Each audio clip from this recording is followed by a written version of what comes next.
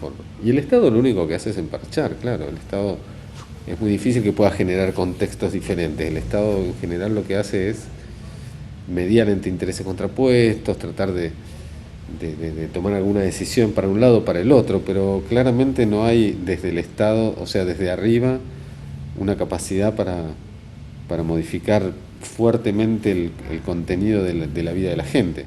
Yo creo que hemos perdido la noción de cómo se originó el sistema electoral argentino.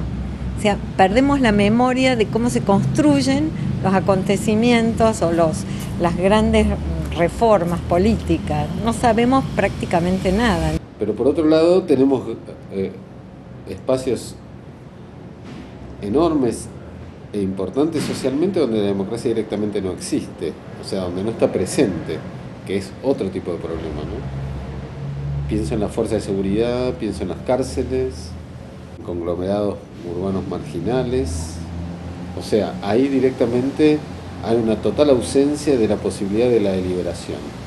Y eso es lo que hace entonces que la democracia sea vivida realmente como un rito relativamente intrascendente, manejada por sectores políticos, ¿verdad?, que mediante la repartición de prebendas y de ciertas bagatelas económicas logran que los sectores más postergados y justamente más desciudadanizados de la sociedad vivan un momento de transitoria ilusión de que están recibiendo algo a cambio de su participación política. A su vez, los dirigentes que nos representan, la pregunta es, ¿nos representan ante quién? Yo diría una crisis de representación motivada, a mi entender, por muchos elementos, pero quizás por uno que es el más fuerte, asociado quizás al elemento de la mala percepción que la gente tiene de los gobiernos que en general terminan peor que lo que empiezan, y yo diría gobiernos que en general producen malos o pésimos desempeños gubernamentales. Todo eso obviamente es un caldo de cultivo que se va uniendo, que se va fundiendo, fusionando y que va generando un desincentivo a la participación. Me parece que hemos perdido un poco la responsabilidad de lo que se hace después de la elección. No es una delegación en bloque ese día. Ese día elegimos autoridades, pero ¿qué hacen las autoridades después? Tenemos que saber cuál es la propuesta, cuál es el plan de acción, en qué nos podemos involucrar, qué temas nos interesan más. Es decir, es amplio el panorama durante los años donde no hay elecciones, no hacemos absolutamente nada.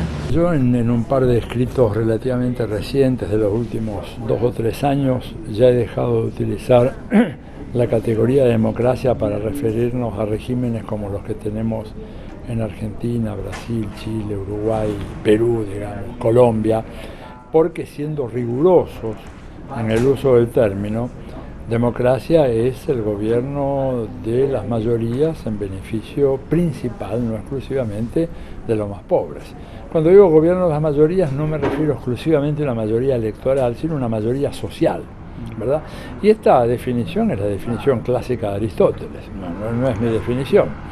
Si nosotros aplicáramos ese criterio aristotélico hoy acá, prácticamente muy pocas democracias, así llamadas democracias, quedarían en pie en América Latina. Prácticamente no se registran casos de democracias netamente participativas como tal vez la academia, como tal vez la teorización, yo diría, realiza, ¿no? Hay una idea de una democracia ateniense que dista mucho de lo que ha sido nuestra democracia, a pesar de que no era una democracia directa exacta, porque era una democracia directa elitista en la historia, en la antigüedad. Nuestra democracia es una democracia representativa, tal vez delegativa, como sostienen algunos autores en el momento, en el sentido de que hay una especie de delegación de confianza absoluta en los líderes y solo me hago cargo de esa delegación o de alguna manera la quiero conseguir nuevamente cuando hay altos fracasos.